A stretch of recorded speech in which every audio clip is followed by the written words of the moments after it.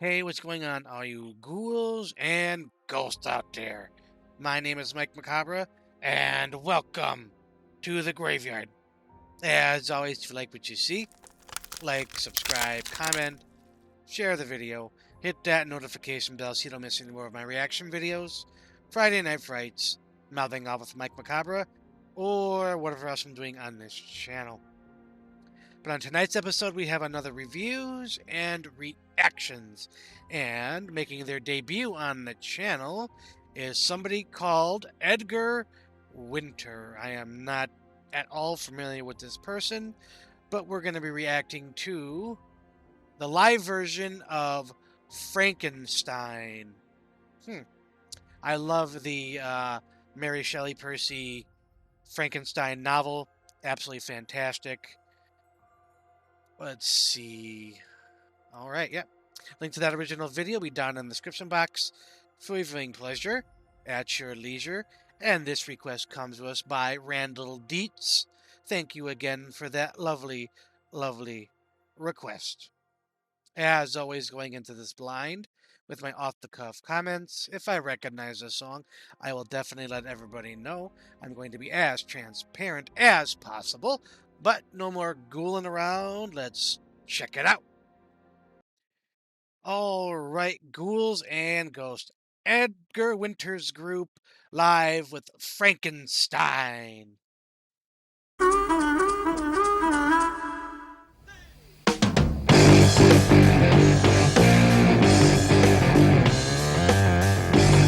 Wait, I know this.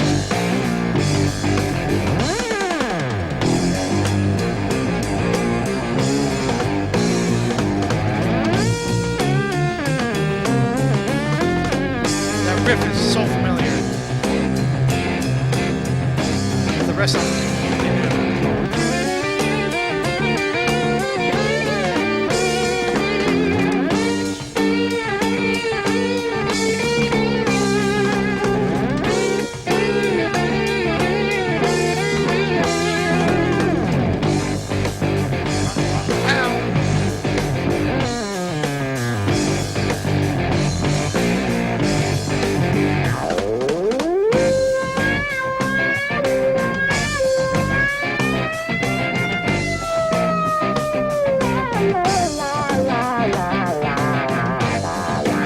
Heavy.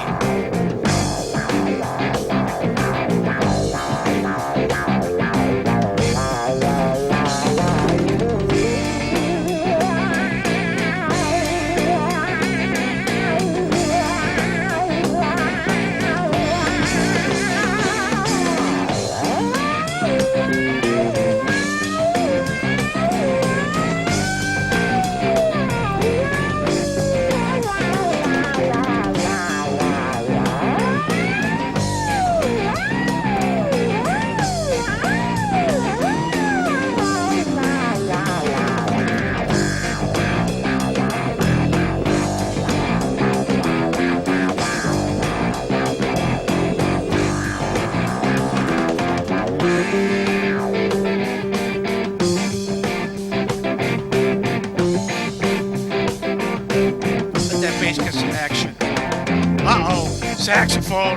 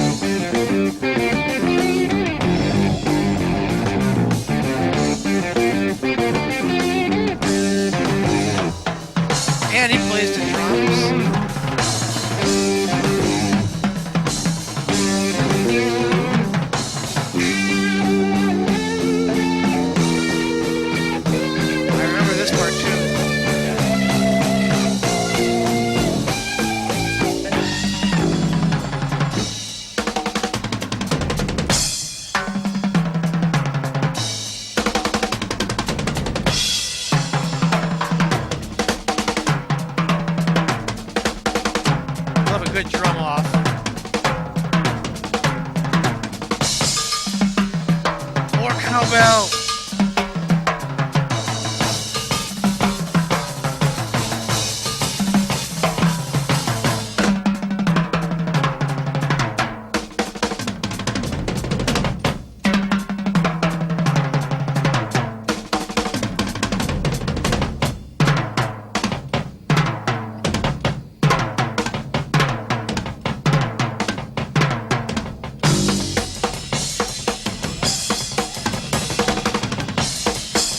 Oh yeah.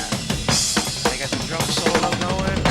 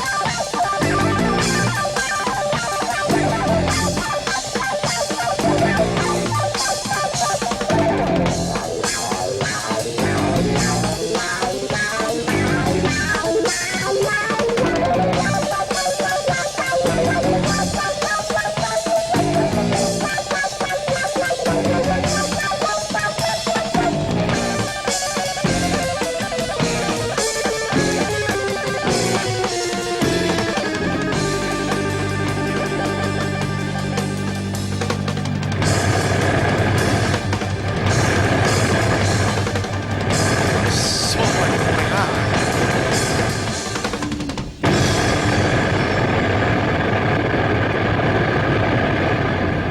Going Jimi Hendrix on it, except without the flames.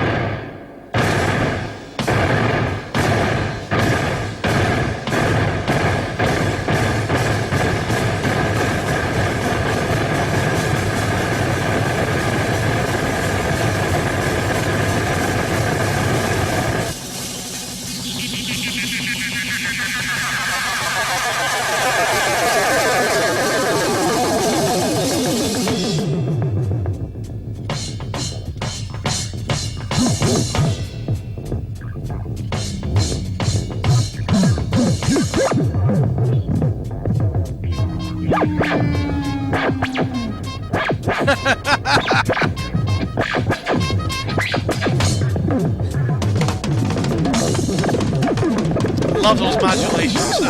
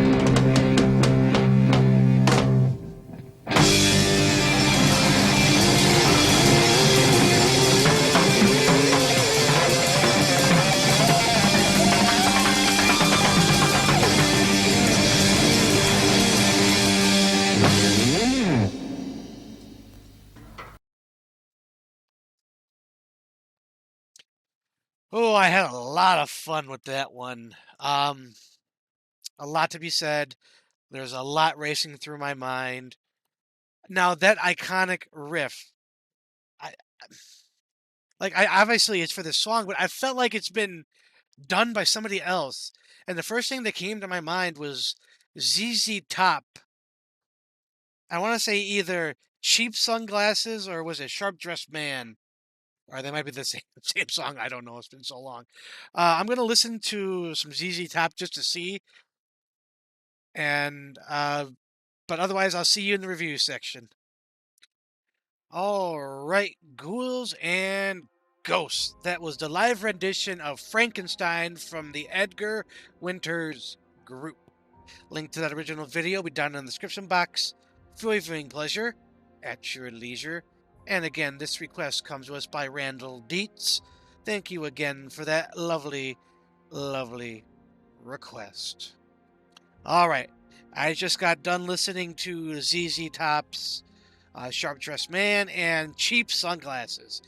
And Cheap Sunglasses, I, yeah, very, very close to using that exact same riff. Such an iconic riff. I remember whenever we would go up north hunting, I live in the Midwest, and we would travel like 8 hours to go where we need to go. And my dad would always listen to classic rock. That's all he listened to, classic rock. So, bands like ZZ Top, Kansas, this group, which I didn't know about, bunch of Jimi Hendrix, AC/DC. I mean, you name it. I've listened to it. I don't always know the names of the bands, but I know a lot of iconic classic rock songs like this. I've never heard of the Edgar Winters group before, but I know that riff. I remember those modulation sounds. I love those trippy sounds like that. So this was right up my alley. I have this nostalgia just kind of flowing through me. Uh, like I said, going through all those hunting trips in the fall, listening to so many classic rock bands. A lot of great memories with my dad. But it's awesome that I finally get to see not only is it live, but the whole song. Like I've heard it before, and I don't remember certain parts of the song. Like I don't remember ever hearing the saxophone on the original one that would play on the radio.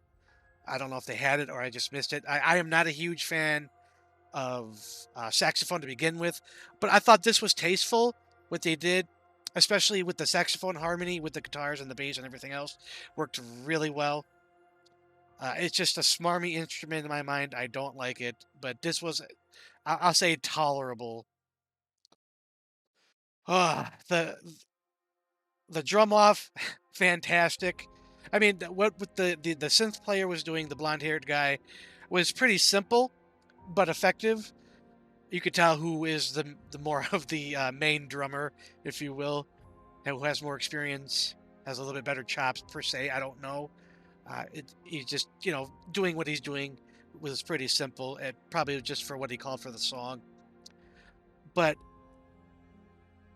I have never seen a guitarist, especially the lead guitarist. Obviously, there was only one guitarist and the bass player and everybody else, but take a back seat where everybody else was doing their thing. The bass has just a tiny bit more to do with the song than the guitarist, which is very strange. But with you have such an iconic riff like that, I guess you can let it go. Where the synth player was doing his keyboard solo and the modulation. I was that on a like a mixing board or what? I'm not sure because it's not like a stack. That's I don't think. But it's just everything about this. The stage performance was phenomenal. Everybody was having fun.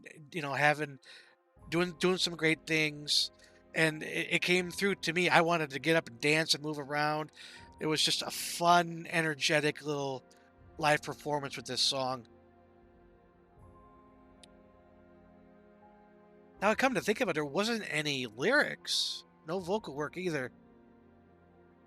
So I mean, when you hold up a song, usually instrumentals, some of them can be iconic, but a lot of times you're just kind of, I wouldn't say filler, but just to like show off as a band, just have a jam session, and have some fun.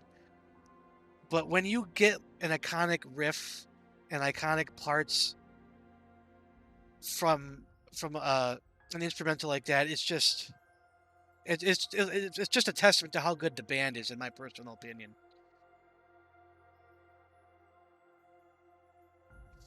Because I'm thinking like something close to like Pink Floyd, where now they have a 12, 13, 14, 15-minute track, and trust me, they have some iconic stuff.